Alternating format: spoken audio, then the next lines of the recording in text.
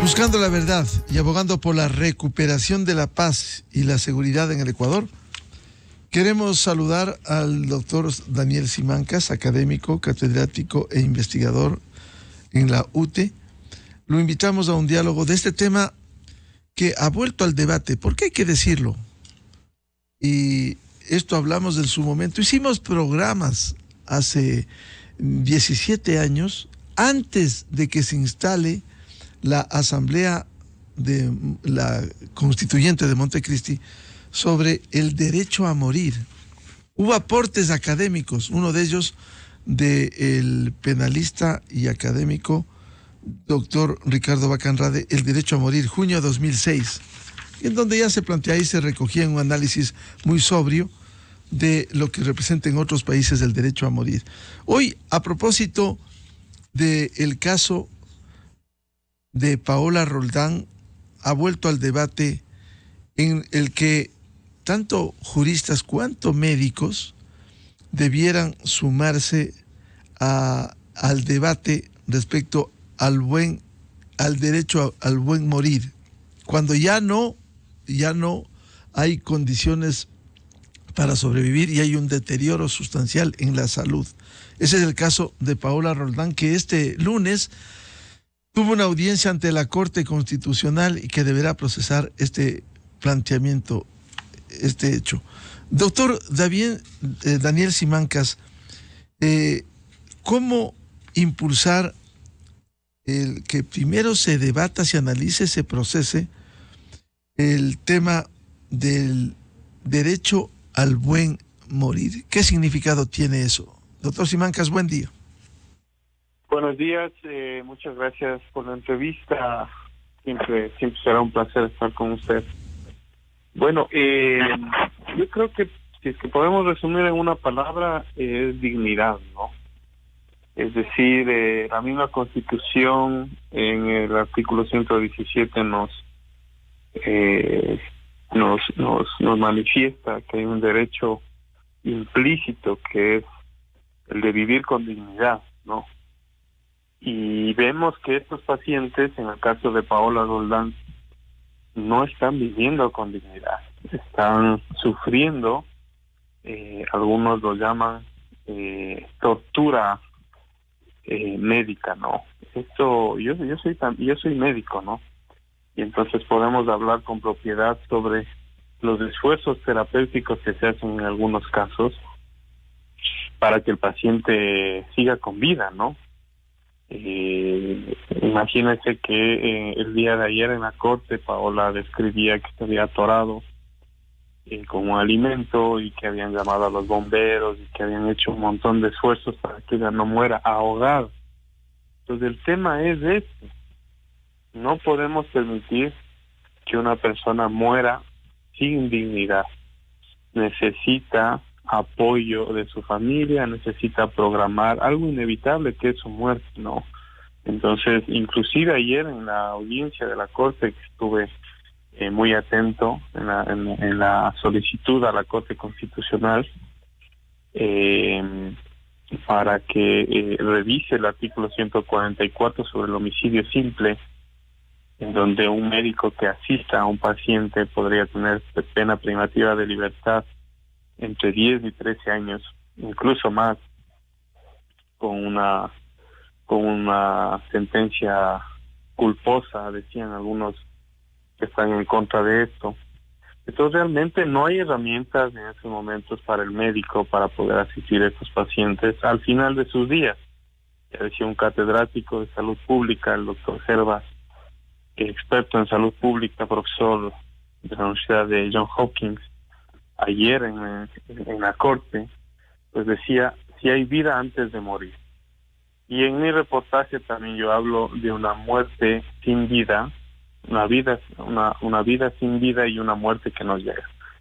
Así que son casos especiales, no es que se está generalizando la muerte, no es que se está apoyando al suicidio, sino que estos pacientes realmente necesitan atención médica, necesitan estar con sus familiares, necesitan elegir dónde morir y no morir tortuosamente dentro de hospitales con un montón de aparatos, con un montón de medicina, totalmente sedados, inconscientes, para calmar su dolor. Entonces realmente la situación de Paola y de cientos de pacientes es lamentable, ¿no? Doctor Simancas, para tomar conciencia, ¿cuál es la situación de Paola Roldán, una mujer valiente de 42 años? ¿Qué significa tener esclerosis lateral amiotrófica? Bueno, la esclerosis lateral amiotrófica es una enfermedad neurodegenerativa progresiva. ¿Qué quiere decir esto? Que empieza a dañar los nervios, empieza a dañar los músculos, y como usted sabe, pues para todo necesitamos de eso, ¿no? Si uno solamente se pone a pensar en qué tiene que hacer uno para, por ejemplo, mover los ojos. Para mover los ojos, para mover la lengua, necesita de músculos. Para mover su rostro, para mover sus manos, para mover su cara, para expresar su cara. En la cara tenemos un montón de músculos.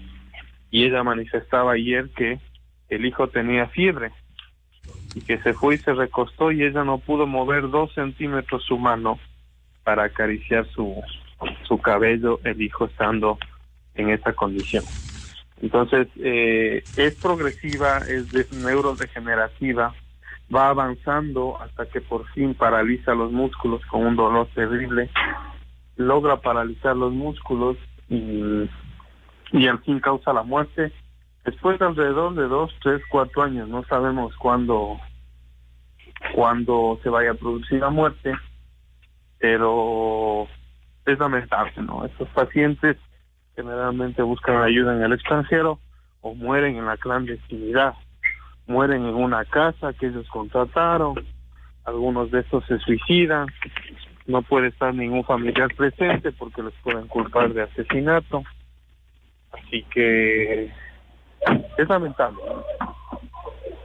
Es decir, científicamente no hay una expectativa de vida que mejore esa situación. Esto es degenerativo, como decía usted, doctor Simancas. Sí, es incurable. Entonces, el caso de Paola es un caso que hemos de entender, es un caso incurable, en donde ellos ayer claramente han dicho, que es otra de las cosas que se refuta, ellos claramente han dicho que han agotado los esfuerzos, nacionales e internacionales para intentar encontrar no solamente una cura, sino la calma a sus padecimientos, que esta enfermedad, tratar de detener la progresión, y definitivamente no lo han encontrado. No había una doctora mexicana que manifestaba y decía que ella se presta para atenderle a Paola, que ella ha atendido a muchos pacientes antes de su muerte, ¿no? Entonces definitivamente que está equivocada la doctora. Hay casos como el de Paola en donde la medicina no alcanza, ¿no? Donde la medicina, así sea moderna, no alcanza, no cambia, no altera el curso de la enfermedad, no calma el dolor, y los cuidados paliativos llegan hasta un punto, ¿no? Porque se quiere irse por ahí, ¿no? Que el mejor cuidado paliativo a la muerte, ¿no? Entonces, creo que debemos de evolucionar. Muchos países con los mejores sistemas del mundo, como España, Canadá, no creo que no hayan tenido estas discusiones, pero realmente la sociedad ha evolucionado. No podemos quedarnos en dogmas religiosos, en criterios políticos rígidos, y cuando estos pacientes están muriendo de una manera poco digna, ¿no? Doctor Daniel Simancas, este tema es importante. ¿Qué habría que hacer? Porque el artículo 144 del Código Orgánico Integral Penal, que hace referencia al homicidio simple, en el Ecuador, si un médico ayudaría a morir a un paciente, pudiera recibir una condena de una pena privativa de libertad de 10 a 13 años. Bueno, lo que había que hacer es declararla inconstitucional en estos casos, ¿no? Ya se lo ha hecho. Recuerden que en el caso del aborto por violación ya hay un procedimiento, ya hay instrumentos para apoyar al médico en esta acción. Entonces hay que declarar la inconstitucionalidad de este artículo en los casos de asistencia al suicidio asistido y eutanasia. Eutanasia no es más, es un término que algunos lo ven como terrorífico, pero eutanasia significa el bien morir, el buen morir.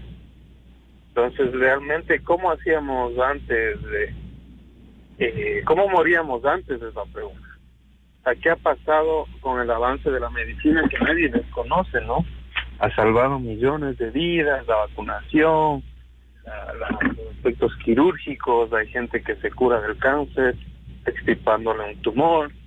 Es decir, la medicina ha avanzado, pero con ello también ha avanzado, como lo digo en mi artículo, con ello ha avanzado también una medicina deshumanizada, ¿no? Una hospitalofilia. Aquí relacionamos a la salud con los hospitales, a la salud con las pastillas, y eso no es salud, eso es una enfermedad ya.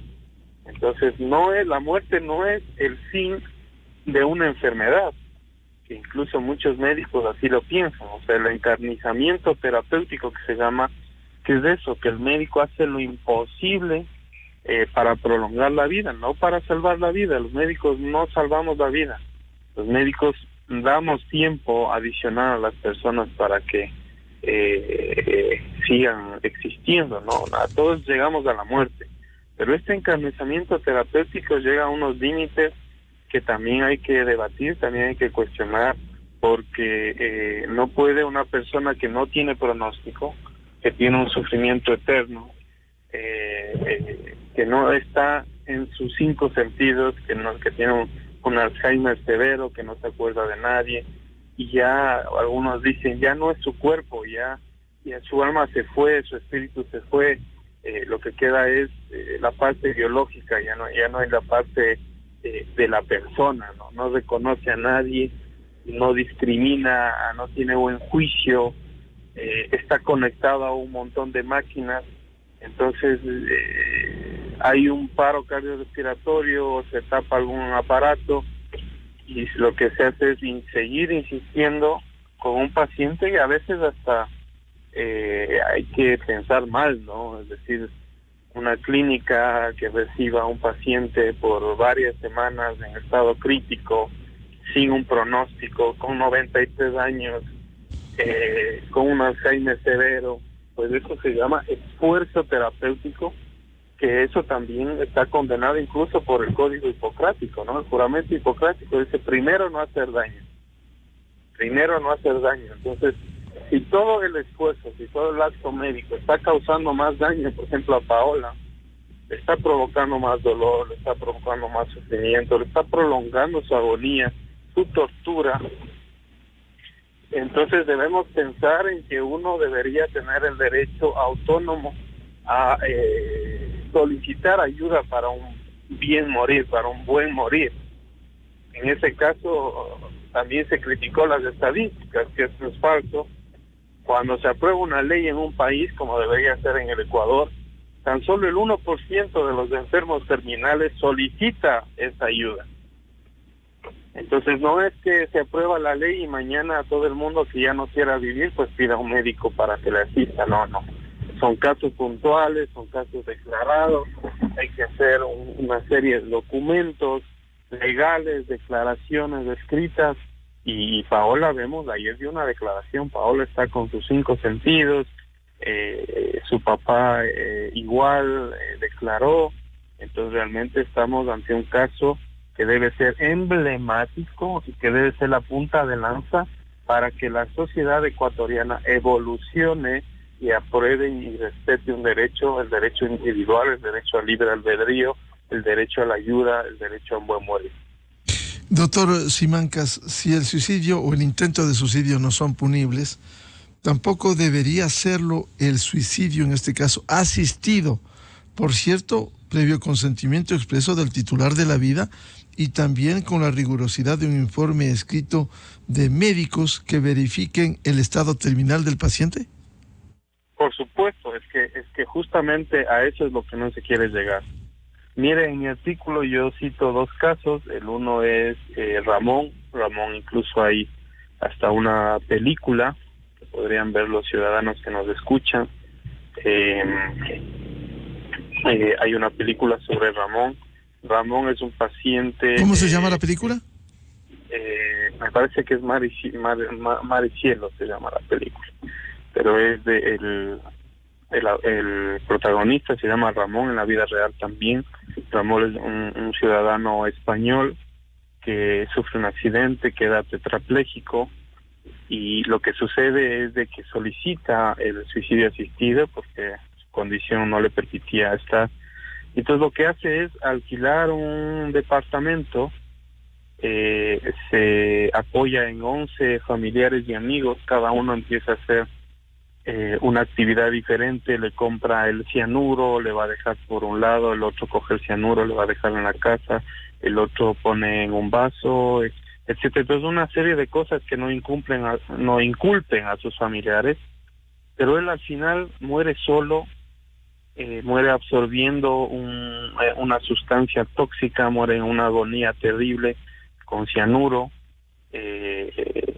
Entonces la pregunta es, sí, de acuerdo, pues que se suicide.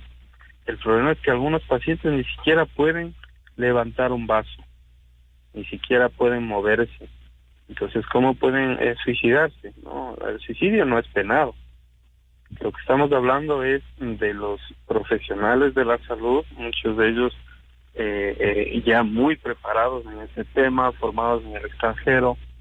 La idea es de que estas personas, estos médicos, estos profesionales asistan al paciente para que no tenga que acudir a un departamento solo, alquilar, morir realmente en las peores condiciones, ¿no? Entonces, que el suicidio asistido no sea penado en el país y que todos podamos elegir, ¿no? Es que aquí el tema es de elegir, ¿no? Yo puedo decir, no, a mí me parece que si a mí me da una enfermedad de estas, pues es una purga que me está haciendo antes de entrar al cielo, que son muchos de los que dicen, ¿no? Bueno, si Diosito me ha mandado este sufrimiento es para que yo lo padezca y pueda entrar al cielo. Bueno, ese será su dogma religioso, eso es lo que usted decide, pero habrá otra persona que decida lo contrario. Entonces, nosotros no podemos desear el sufrimiento, el padecimiento, la tortura a alguien, porque realmente hay cuestiones que no se merecen. Ahora, justamente señalaban que Paola pues ha tenido una vida plena, ha tenido un hijo, un esposo, nunca un escándalo, nunca un problema, y entonces ella algo ha de haber hecho para merecer eso. Es totalmente descabellado ese argumento, ese dogma religioso. Yo también soy católico, pero no creo que alguien, una divinidad, pues quiera torturar de tal forma a un individuo antes de su muerte, ¿no? Doctor Simancas, tendrá que haber un procedimiento de aprobarse esto, de declararse inconstitucional la disposición, la interpretación de la Corte Constitucional, un proceso riguroso en el tema médico, de tal manera que se norme que sean 2 o 3 médicos lo que determinen el estado terminal del paciente y que esto se registre rigurosamente, previo consentimiento, por cierto, de quien está en esas condiciones. Por supuesto, debe implementarse, y el tema también viene ahí, ¿no? O sea, ya entra el Ministerio de Salud, siempre desde la medicina, desde los aspectos clínicos del paciente es donde está la luz, ¿no? Si nosotros vamos por el tema que decía dogmático, no salimos nunca. Si vamos por el tema legal, ayer hubo mucha discusión de la parte que presentó de los amicus a favor, de los amicus en contra, pero al final la parte clínica es la que está, la parte humana, ¿no? Y entonces vemos una serie de casos donde la CID, la de Derechos Humanos, la Comisión Internacional de Derechos Humanos, pues ha fallado a favor de los pacientes. y en ningún caso ha fallado en contra. Entonces, si esto se eleva a la Corte Interamericana de Derechos, pues vamos a tener resoluciones a favor del paciente. Entonces se debe instrumentar, y lo que le decía, esto tiene que terminar en el Ministerio de Salud, con instrumentos, con normativas, con procedimientos hacia el cuidado paliativo, no evitando el esfuerzo terapéutico y normando el tema del suicidio asistido, ¿no? De la sedación importante del paciente, de una planificación de su muerte, y de limitar el esfuerzo terapéutico, que es diferente, ¿no? Limitar el esfuerzo terapéutico tiene algunas consecuencias que también lo han notado. Yo sí quiero que hacerme entender que no todos los casos son iguales. No estamos hablando de un paciente con cáncer donde se le puede dar morfina, se le puede dar sedantes, y en algunos casos calmar su dolor hasta que muera, que puede ser 1 año, 2 años, en el caso de algunos cánceres. Pero hay otros tipos que no soportan. Entonces dice, hay que limitar el esfuerzo terapéutico. ¿Qué significa eso? Dejarles morir. Pues, ¿cómo les dejamos morir? Les cortamos el suministro de alimentación, les cortamos el suministro de agua al organismo, les cortamos el suministro para la respiración. ¿Qué hacemos? Entonces mueren ahogados, mueren desnutridos, mueren deshidratados. Eso es limitar el esfuerzo terapéutico. No merece nadie morir, merece morir dormido con sus seres familiares, con sus seres queridos, quizá en algún sitio especial, qué sé yo. Esto es una evolución de la humanización del último acto, ¿no? Es el final, no es el final de una enfermedad, es el final de nuestras vidas, de nuestro viaje, de nuestros últimos días. Y lo que se está solicitando, lo que se solicita a través de Paola y muchos pacientes, es de que a la hora de elegir, el 1% de todos los pacientes que van a morir son los que eligen esto, pero de los que eligen, pues se les debería permitir el derecho a terminar sus días con sus seres queridos en los favorables y no en un hospital lleno de máquinas, restringido la alimentación, restringido la hidratación, restringido los fármacos para el dolor. Es decir, eso es inhumano. Incluso algunos que han justificado las leyes, como en España, Colombia, han dicho que estas prácticas de limitar el esfuerzo terapéutico son análogas a la tortura y que atentan contra otros derechos humanos, y que esto puede complicarse, ¿no? Así que creo que es la oportunidad de una corte que ha dado muestras de evolución, ha dado muestras de que son académicos, de que son muy bien formados, nos ha dado muestras. Cuando la asamblea ha fallado, la corte ha estado presente para decir, hey, aquí hay una corte bien puesta, con unos jueces de primera, y entonces estamos confiados. Tenemos 72 horas desde ayer para que se pronuncie el juez, y pues esperemos que Ecuador sea ejemplo, y como los 7 países que han aprobado en el mundo, Ecuador sea ejemplo de una sociedad en desarrollo, de una sociedad que piensa en los derechos de los pacientes, que puede ser pionera a nivel regional en el tema de medicina, de bien morir. Entonces estamos muy confiados. Este es algo que a mí desde pequeño me interesaba mucho, lo tomo como bandera y quiero apoyar en lo que pueda desde la salud pública a que se instrumente, a que se logre tener la normativa, a que los colegas que están de acuerdo con esto, sin que esto afecte la objeción de conciencia, que es otro tema a discutir. No podemos obligar a un médico que haga esto, pero pues tampoco le podemos impedir que tenga la noción, la conciencia, el conocimiento de que eso es lo que hay que hacer, de que no se puede prolongar la tortura. Estamos confiados, esperemos que haya buenas noticias. Doctor Daniel Simancas, en el caso de darse paso en la Corte Constitucional, está en manos de un reconocido juez constitucional como el doctor Enrique Herrería Bonet, de darse paso a esta facultad de la muerte asistida, ¿cómo evitar que esto se pervierta, que esto sea mal utilizado? Se entiende que deberá haber una rigurosidad para llegar al buen morir desde el punto de vista médico. Sí, debe terminar en el derecho, porque el derecho es el que discrimina, a veces ventajosamente, a veces no tanto, pero definitivamente es a través del derecho en el que se va a decidir, cumpliendo todos los requisitos de una enfermedad grave, incurable, incapacitante, que afecta a la esfera física, psicológica de una manera importante, en cuyo caso el cuidado paliativo no funcione, y que la persona en su propia voluntad, con una conciencia plena, decida practicar el suicidio asistido, que puede ser de dos formas, ¿no? Un suicidio activo y un suicidio pasivo, ¿no? El suicidio activo, o la eutanasia activa, que se llama, es cuando el médico es el que administra alguna sustancia, que se lo hace en la clandestinidad, ¿no? O sea, que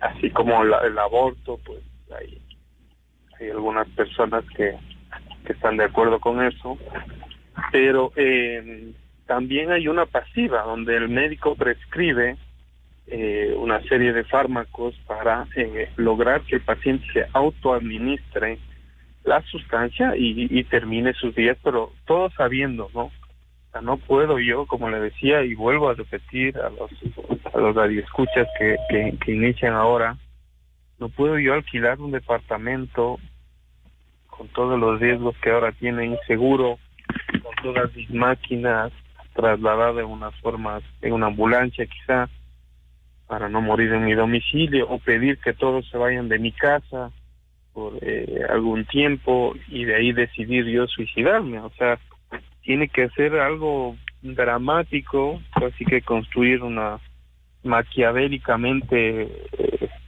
su muerte, cuando en otros países pues resulta totalmente normal, dadas las condiciones incurables, crónicas, degenerativas, graves de un paciente, pues que se tome la decisión de terminar, una decisión consciente, juramentada, legal, y entonces definitivamente los que deciden serán se eleva a los jueces, y luego ya si se logra instrumentar, pues pasará por el sistema de sanidad, por el Ministerio de Salud. Cada vez más debería ser más fácil, y no con esto quiero decir que cada vez más personas se van a suicidar. Imagínese, la Constitución que está, los derechos más avanzados son de los holandeses. Los holandeses en más de 4 o 5 años elevaron 2 o 3 puntos porcentuales el elegir el suicidio asistido. ¿Qué quiere decir esto? Que no es que se aprueban las leyes y mañana todo el mundo va a decir, yo quiero que un médico me asista, Eso no pasa. Nosotros tenemos que evolucionar en algún momento a eso. Pero sí, a propósito de eso, y para concluir, doctor Simancas, claro, hay países en donde ya es legal la eutanasia, en Europa, España, usted cita el caso de Países Bajos, Bélgica, el caso aquí en el continente, Canadá, o la misma Colombia. Sí, por supuesto, Colombia ha dado muestras espectaculares de haber avanzado en este tema, y Colombia nos lleva unos 15, 20 años en tecnología sanitaria, en medicina. Es decir, es un país muy avanzado en cuanto a la parte clínica, la investigación. Pues lo tiene aprobado. España es ahora el mejor sistema de salud del mundo. Usted sabe que en España también al ser el primer sistema de salud, no van a meterse en estos temas si realmente no estuviesen seguros de que este es el camino, ¿no? Es decir, los países más desarrollados del mundo, los sistemas de salud más desarrollados del mundo, ya han implementado esto y no entendemos por qué nuestros países van atrás, se ciñen a dogmas, en algunos casos religiosos, que había que analizar también la teología para ver en qué parte está este tema de la tortura, pero realmente constituciones y sociedades más evolucionadas ya están muy adelantados en este tema. Es cuestión de hacer la legislación comparada, como decía ayer un abogado. Yo no soy abogado, pero viendo la legislación comparada de Colombia, de Bélgica, de España, pues estamos seguros de que encontraremos las vías legales para que esto del derecho individual a la eutanasia, el derecho individual a un buen morir, sea aprobado en el país.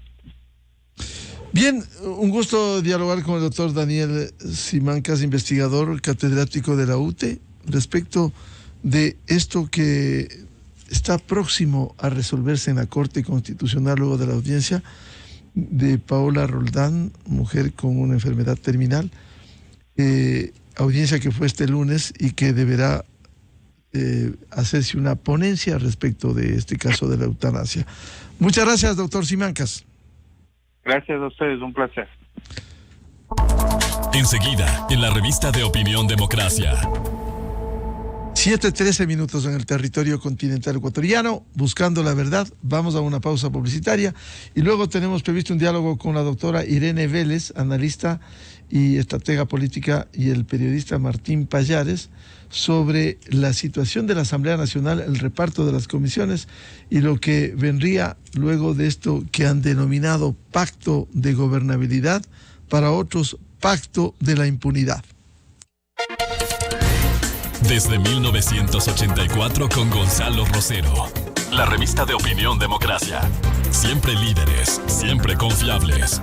Enseguida regresa Miguel Rivadeneira a la búsqueda de